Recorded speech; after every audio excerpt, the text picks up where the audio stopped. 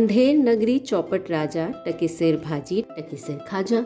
ये फ्रेज यूं तो सभी ने सुना होगा, किसी ने पूरा किसी ने आधा, लेकिन बहुत कम लोग ये जानते होंगे कि ये कोई बहुत पुरानी कहावत नहीं है, बल्कि भारतेंदु हरिश्चंद्र का लिखा एक व्यंग्यात्मक नाटक है, अंधेर नगरी। इस नाटक में उन्होंने अंग्रेजी राज की तुलना अंधेर नगरी से की थी। सिर्फ एक रात में इस नाटक की रचना कर दी थी, जो इतना लोकप्रिय हुआ कि कहावत में बदल गया। एक जगह थी अंधेर नगरी। तीर्थ यात्रा से लौटते हुए एक गुरु शिष्य उस नगरी में पहुंचे।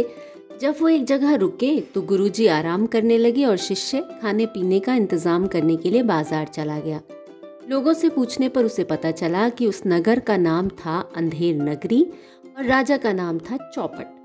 बाजार में क्या दिखता है कि हर चीज का एक ही दाम है, भाजी भी टका सेर और खाजा भी टका सेर। खाजा एक प्रकार की मिठाई को कहा जाता है।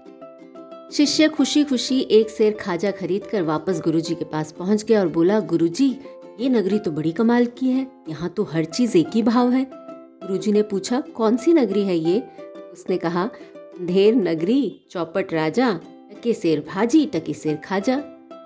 गुरुजी, अब तो कुछ दिन यहीं रुककर आराम करते हैं, यहाँ हम सुख से रहेंगे।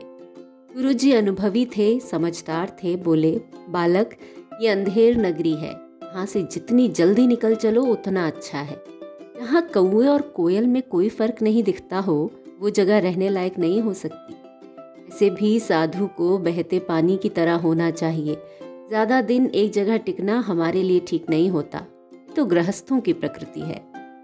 शिष्य नौजवान था और खाने पीने का शौकीन भी। उसका वहां से जाने का मन नहीं था। उसने सोचा था कि कुछ दिन यहाँ रुकेंगे तो और भी स्वादिष्ट चीजें खाने को मिलेंगी, मगर गुरुजी की बातें सुनकर उसका चेहरा उतर गया। गुरुजी समझ गए कि शिष्य का वहां से जाने का मन नहीं है। उसे वो जबरदस्ती अपने साथ ले भी जाते तो उसका मन तो यहीं पड़ा रहता, और जब तक इंसान खुद ठोकर ना खाए उसे समझ में भी नहीं आता। इसीलिए उन्होंने शिष्य से कहा कि ठीक है, अगर तुम यहीं रुकना चाहते हो तो रुको, संभल कर रहना। जब कभी कोई मुसीबत पड़े तो पुकार लेना, मैं तुम्हारी मदद को आ जाऊंगा। ये कहकर गुरुजी अपने रास्ते चल पड़े। शिष्य उस नगरी में चैन से जीने लगा। गुरुजी की भी कोई बंदिश नहीं थी, इसलिए ना तो कोई रूटीन बचा, ना ही जीभ पर लगाम। जो दिल चाहता वो खाता। खा खाकर उसका शरीर भी भर गया, वो खूब मोटा हो गया। उधर एक घटना घटी कि एक दीवार गिर जाने से किसी व्यक्ति की बकरी मर गई।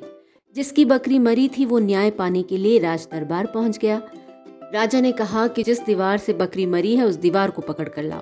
तो सभी ने कहा, दीवार तो पकड़ कर नहीं लाई जा सकती। तो राजा ने कहा कि ठीक है, उसके मालिक को पकड़ कर लाओ।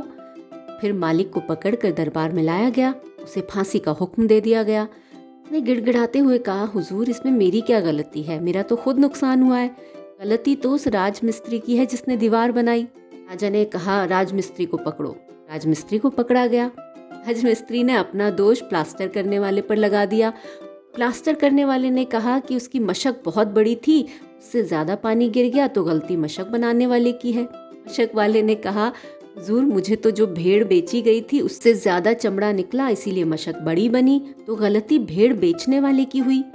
भेड़ बेचने वाले को बुलाया गया तो उसने कहा कि उस दिन कोतवाल साहब की सवारी इतनी धूमधाम से आ रही थी, मैंने छोटी के बजाय बड़ी भेड़ बेच दी। कोतवाल को बुलाया गया तो उसने कहा कि वो तो नगर के इंतजाम के लिए निकला था, लेकिन उसकी एक नहीं सुनी गई और उसे सीधे फांसी की सजा सुना दी गई। फांसी का फंदा तैयार करने वाला जरा नया था तो उसने नाप से थोड़ा बड़ा फंदा तैयार कर दिया। उस फंदे में कोतवाल की गर्दन फिट नहीं हो रही थी। ये बात जब राजा तक पहुंची तो उसने कहा कि जिसकी गर्दन इस फंदे में फिट हो जाए उसे पकड़ कर ले आओ और उसे फांसी दे दो। ये फंदा वेस्ट नहीं होना चाहिए। इतना सुनना था, सैनिक फंदा लेकर निकल पड़े। फंदे के नाप की गर्दन तलाशते हुए सैनिक उस शिष्य तक पहुंच गए जो खा पीकर अच्छा खासा तंदुरुस्त हो चुका था, और उसे पकड़कर राजमहल ले जाया गया। शिष्य को समझ में नहीं आ रहा था कि उसने किया क्या है। जब उसे पता चला तो वो बहुत रोया, गिड़गिड़ाया, मगर अंधेर नगरी में कौन उसकी सुनता। उसे अपने गुरु की बहुत याद आई और उसने मन ही मन गुरुजी को सहायता के लिए पुकारा। जब सिपाही शिष्य को फांसी देने की तैयारी कर रहे थे तभी अचानक गुरुजी वहां पहुंच गए। उन्हें सारी बात का पता तो पहले ही चल चुका था।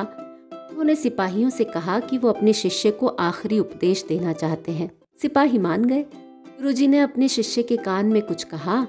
से सुनकर शिष्य बहुत खुश हो गया और बोला, तो गुरुजी हम ही फांसी चढ़ेंगे। लेकिन गुरुजी बोले, नहीं बच्चा, हम बूढ़े हैं, हमें जाने दे।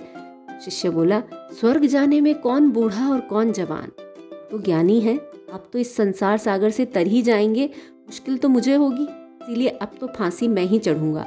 दोनों को इस तरह लड़ते देखकर सिपाही अचरज में पड़ गए कि कहाँ तो वो शिष्य रो रहा था, गिड़गिड़ा रहा था, और कहाँ अब खुद फांसी चढ़ना चाहता है। भी राजा, मंत्री और कोतवाल भी वहां पहुंच गए। तो उन दोनों को यूं लड़ते देखकर राजा ने गुरुजी से पूछा कि आप क्यों फांसी चढ़ना चाहते हैं। गुरुजी ने कहा कि ये घड़ी इतनी शुभ है कि इस घड़ी में जो भी फांसी पर चढ़ेगा वो सीधे स्वर्ग जाएगा। ये सुनते ही कोतवाल ने खुद फांसी पर चढ़ने को कहा। उसने कहा, गलती तो उसी की है कि उसकी वजह से बड़ी भीड़ आई थी, तो इसीलिए उसे फांसी पर चढ़ा दिया जाए। लेकिन तभी मंत्री आगे आ गया। अब ये दोनों स्वर्ग जाने के लिए लड़ने लगे। राजा ने दोनों को डांट कर एकदम चुप कराया और कहा, राजा के होते हुए तुम दोनों कैसे स्वर्ग जा सकते हो? स्वर्ग तो मैं ही जाऊंगा, चलो जल्दी से मुझे फांसी पर चढ़ा दो। और आखिरकार राजा को फांसी दे दी गई। इसीलिए कहा गया, ढेर नगरी चौपट राजा, टके सिर भाजी टके सिर खाजा।